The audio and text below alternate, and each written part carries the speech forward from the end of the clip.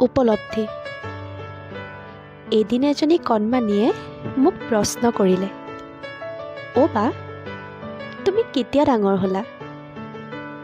কণমানিজনীৰ প্ৰশ্নটো যদিও সৰল আছিল, তথাপিও যেন তাইক মই কোনো উত্তৰ দিব নোৱাৰিলোঁ, কিয়নো সেইটো প্ৰশ্নৰ উত্তৰ মোৰ ওচৰত নাছিল।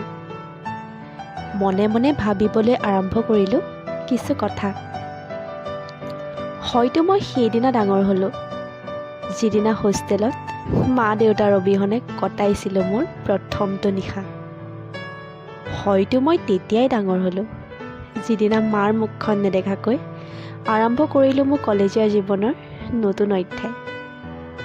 হয়তো মই সেইদিনাই ডাঙৰ হ'লোঁ, যিদিনা মা দেউতাক ক'ব পৰা হ'লোঁ, মই ঘৰলৈ অকলেই যাব পাৰিম মা, তোমালোকে মোক নিবলৈ আহিব নালাগে।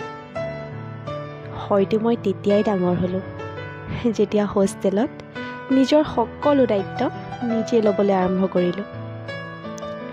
যিদিনা উচ্চ শিক্ষাৰ বাবে ঘৰখন এৰি আহিছিলোঁ, প্ৰকৃততে মই সেইদিনাই ডাঙৰ হৈছিলোঁ। সৰল মনৰ সেই উৎকণ্ঠাময় প্ৰশ্নটিয়ে উপলব্ধি কৰাই গ'ল যেন এটি ডাঙৰ কথা। সঁচাকৈ যেন মই মোৰ শৈশৱ হেৰুৱালোঁ, সঁচাকৈ যেন মই ডাঙৰ হ'লোঁ।